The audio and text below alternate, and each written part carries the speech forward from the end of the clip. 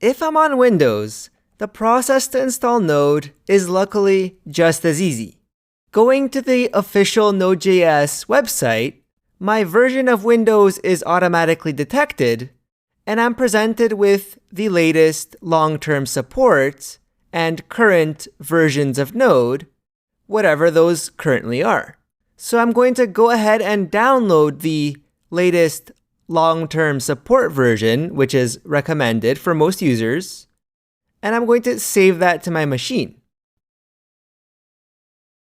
When the download is done, I'm going to run the installer.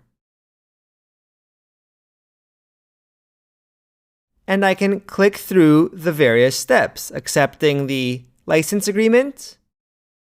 And when I reach the custom setup screen, we want to make sure that all of the options here are selected, particularly the adding to the path option here, which will make sure that when we go to our terminal in PowerShell or command prompt, that we can run that node command.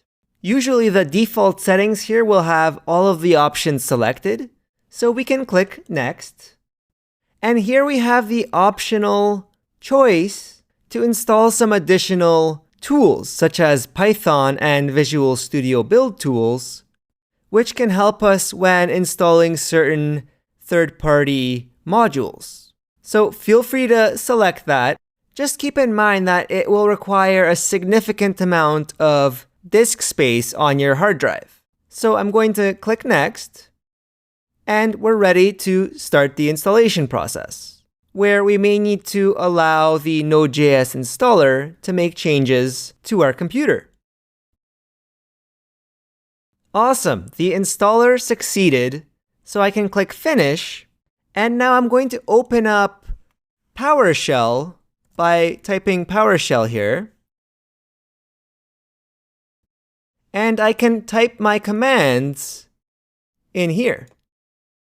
So to make sure that the correct version of Node was installed, we'll run the node command, passing in the -v flag, and we can see that the LTS version that I selected was installed, which means that we can now run the what's called the node REPL and start typing JavaScript code. Let drink equal T. There you go. We have Node installed on our system. We'll explore this node REPL, what REPL means, and start writing some Node code in the coming videos. I'll see you then.